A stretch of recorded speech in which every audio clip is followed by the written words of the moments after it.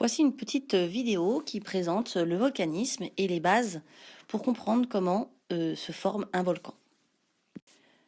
Nous avons vu précédemment l'existence de deux types de volcans, les volcans effusifs, qui sont caractérisés par la formation de lave, de coulées de lave qui s'écoulent le long des parois, contrairement aux volcans explosifs qui, eux, sont caractérisés par la formation d'un grand panache de fumée qui contient des poussières, des blocs de roches, etc. et qui est donc très dangereux puisque ce panache de fumée a tendance à redescendre sur les parois du volcan à des très très grandes vitesses et balaye tout sur son passage.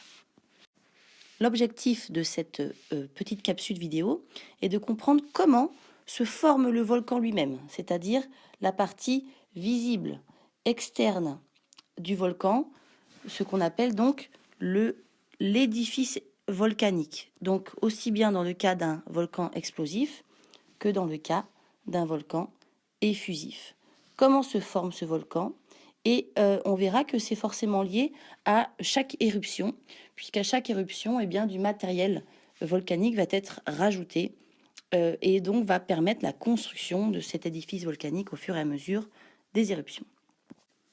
La partie visible du volcan, c'est-à-dire celle que l'on voit à l'extérieur, est en fait le résultat d'une activité interne de la planète, donc une activité qui se passe sous le volcan à une grande profondeur. Alors, une grande profondeur, il faut quand même relativiser.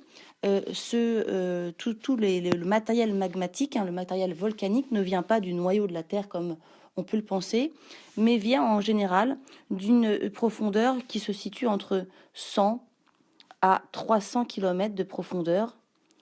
Et en fait, le matériel formé au niveau de ce qu'on appelle la chambre magmatique remonte à la surface et va donc être expulsé lors d'une éruption volcanique.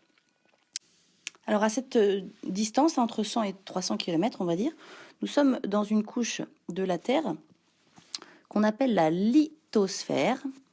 Donc, c'est-à-dire une couche formée de roches solides.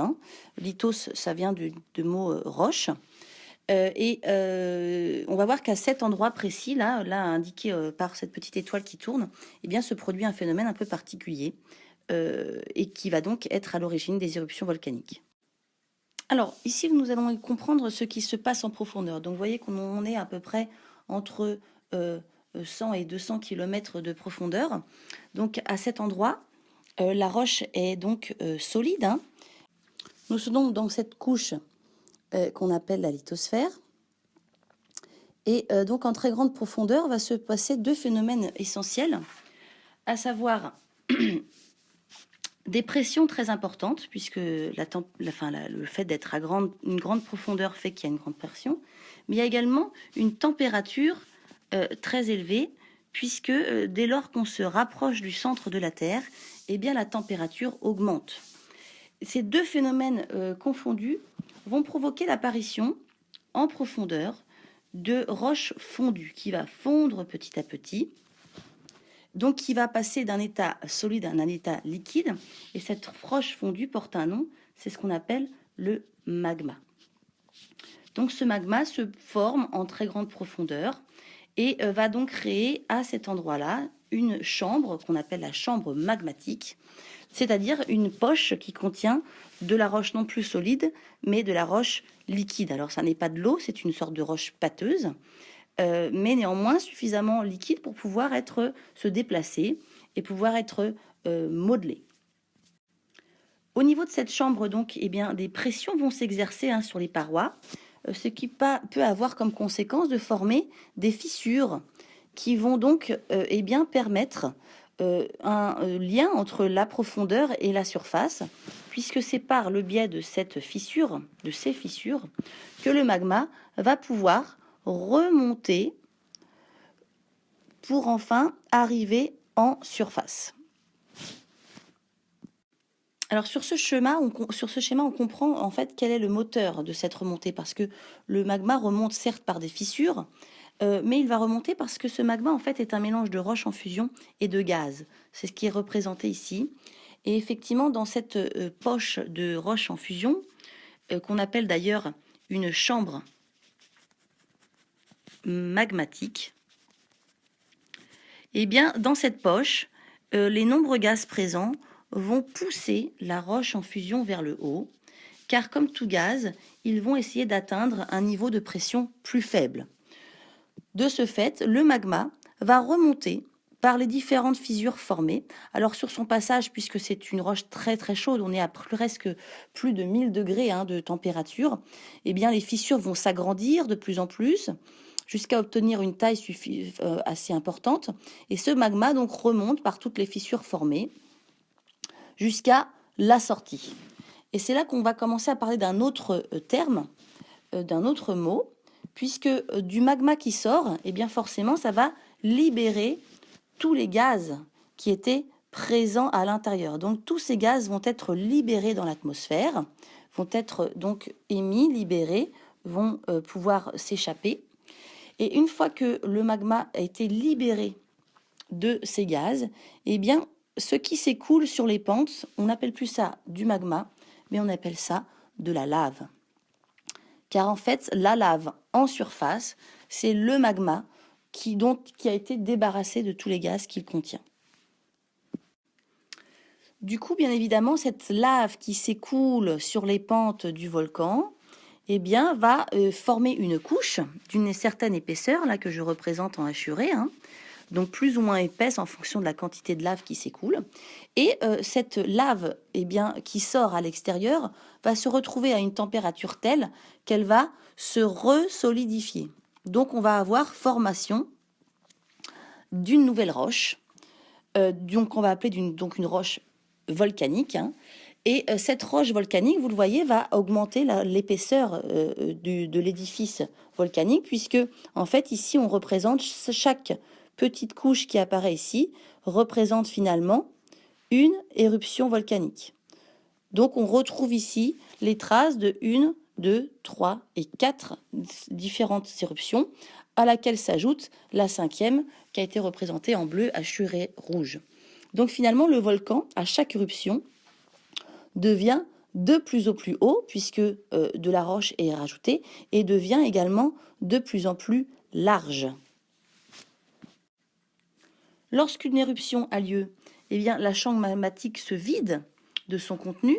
Néanmoins, très rapidement, le magma, si en tout cas ce volcan est encore en activité, du magma va revenir se positionner dans la chambre magmatique, qui va donc être à nouveau remplie. Et ce nouveau magma formé va à son tour pouvoir remonter par la cheminée. Donc c'est effectivement le nom donné à ce conduit de l'intérieur du volcan. C'est ce qu'on appelle la cheminée dans un volcan. Cette cheminée va être à nouveau le moyen à ce nouveau magma de remonter. Et donc à chaque éruption, on a à nouveau une couche de roche qui va se former avec l'agrandissement du volcan, comme j'en ai précisé tout à l'heure. Alors, dans les précédents schémas, j'ai parlé surtout des volcans effusifs. Et là, je vous représente rapidement en fait ce qui se passe pour les volcans explosifs. Alors, le principe est exactement le même, c'est-à-dire on a aussi une chambre magmatique avec du magma qui se forme. On a également une cheminée, donc c'est-à-dire une fissure par laquelle ce magma va pouvoir remonter tout doucement. La différence, en fait, c'est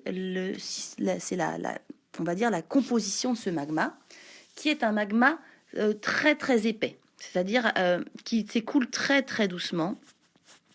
Et de ce fait, en fait, ça va former une sorte de bouchon. Parce que ce magma étant tellement épais, il ne va pas pouvoir s'écouler correctement sur les pentes du volcan et il va s'accumuler en haut de l'édifice volcanique. Sauf que ce bouchon va forcément bloquer l'accès du magma jusqu'à ce que le magma pousse tellement au niveau de la cheminée que ça va créer une pression énorme qui va faire que lors d'une éruption, ce bouchon va exploser, va être détruit complètement.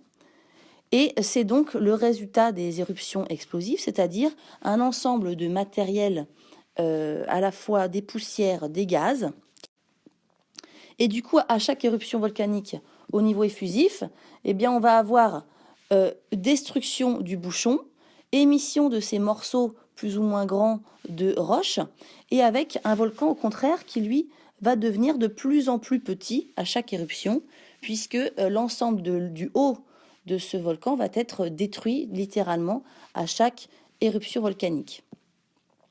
Donc ensuite, comme on l'avait vu, eh bien, ces différents morceaux vont retomber sur la surface de la planète avec des vitesses plus ou moins importantes. Et puis, eh bien, ils vont se déposer, ces différents morceaux, au niveau des pentes du volcan. Donc c'est ce qui est représenté ici, tous ces petits morceaux de roche de différentes tailles. Et c'est l'accumulation des différents produits et des différents matériels volcaniques qui va construire eh bien, le volcan de type explosif.